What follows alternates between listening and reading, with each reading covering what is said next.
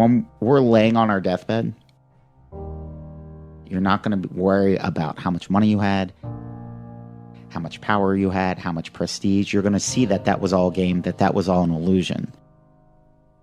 The only thing that's going to matter is the impact you had on other people's lives. We are all on a separate journey. But the beautiful thing about our life here on this earth is at my funeral, they ain't gonna talk about my success. They're gonna talk about who Nick was and how Nick lived and how Nick loved and encouraged. Success is incredibly important, but even more important than success, it's having an impact. It's knowing you haven't walked the planet in vain. It's knowing that because you've been here, you've blessed lives, you've developed people, and you have made the world a better place.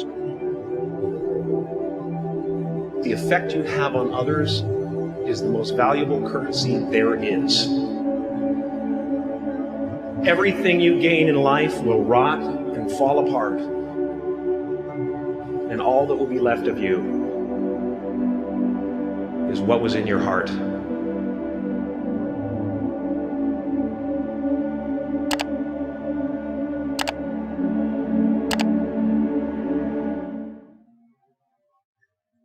Life is a mirror,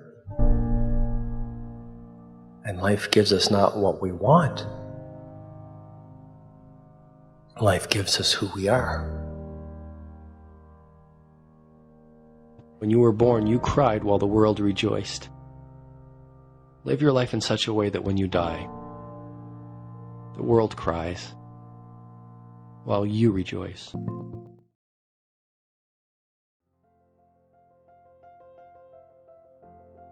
99% of people are not willing to do what it takes to make their dreams come true. The Marines have a saying, everybody wants to go to heaven, but nobody wants to die. The center of bringing any dream into fruition is self-discipline. You know, something as simple as food and eating is not about your body as much as it is about your mind. It's getting command of your mind to be able to choose actions that are in your own best interest. Every day we are choosing that's not in our own best interest. So if the world is attacking you and the world wants to fight you and the world's trying to hold you down, so you're gonna kick yourself in the balls? So you're gonna stop yourself from getting what you dream. And I think the word discipline has kind of gotten a bad name. We think about it in terms of punishment. I'm not talking about discipline in that way. I'm talking about discipline in the sense that you forego immediate pleasure for the exchange of long-term self-respect. I believe that self-discipline is the definition of self-love. That when you say that you love yourself, that means that you have behavior towards yourself that is loving. Self-discipline is the center of all material success.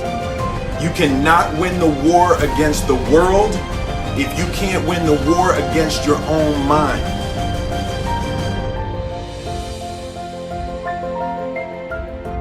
Self-love is when you say to yourself, man, look, I know you and that girl got a real connection. I know y'all vibe, but that's your girl's cousin.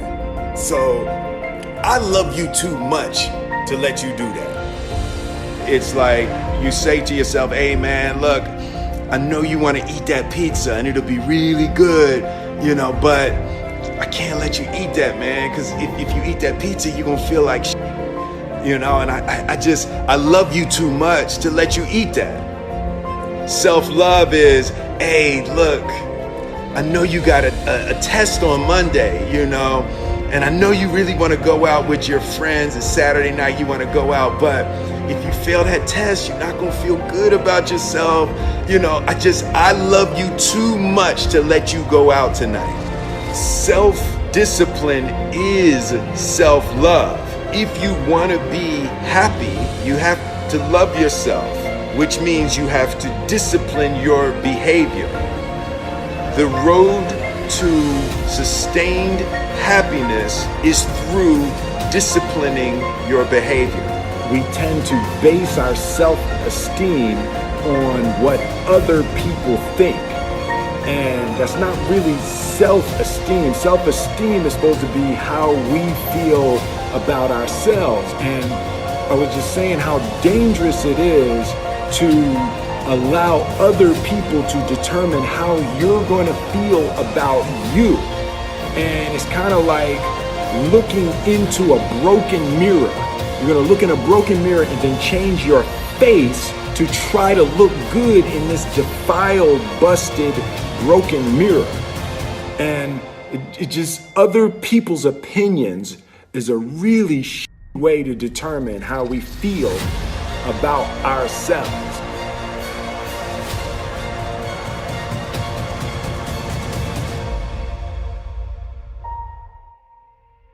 It don't matter whose fault it is that something is broken if it's your responsibility to fix it.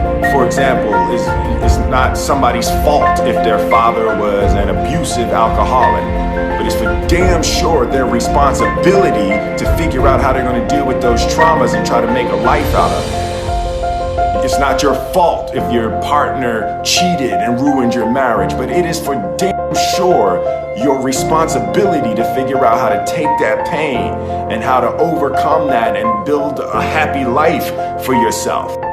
Fault and responsibility do not go together. It sucks, but they don't. When something is somebody's fault, we want them to suffer. We want them punished. We want them to pay. We want it to be their responsibility to fix it, but that's not how it works, especially when it's your heart. Your heart, your life, your happiness is your responsibility and your responsibility alone.